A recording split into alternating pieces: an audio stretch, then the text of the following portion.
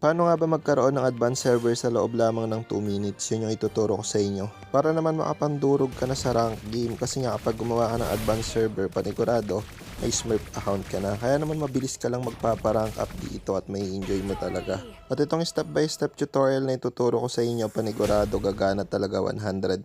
Kaya naman makinig kayong mabuti. Pinakaunang step dyan, mag-prepare lang kayo ng isang Gmail. Kahit dami Gmail lang, okay lang kasi gagamitin natin yun mamaya. Second, buksan nyo na yung mga ML account nyo, yung original server, tapos click nyo yung customer service. Ayan. Pagka-click nyo, automatic mapupunta kayo dito, tapos click nyo lang yung access sa advanced server. Makikita nyo nga yung link dyan, click nyo lang, tapos mapupunta kayo dito sa top na website.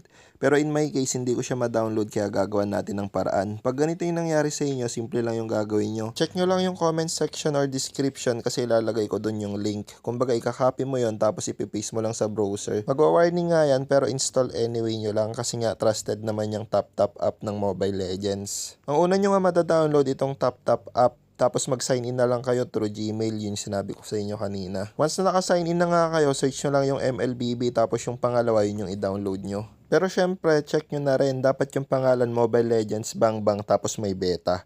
Pag yun na yun, download nyo na. Magiging dalawa nga pala yung app mo ng Mobile Legends. Palitan mo na lang yung pangalan nung isa, lagyan mo na advanced server para di ka malito. Magiging ganito yung itsura nun. Yung sa akin nga, di ko pa napapalitan. Pero sa inyo, palitan nyo kagad para alam nyo kung ano yung bubuksan nyo. Kung original server ba or advanced server.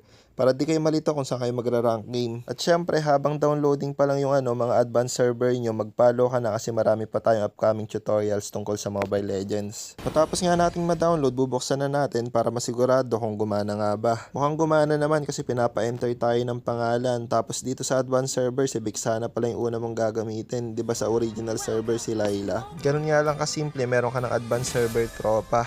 Follow for more.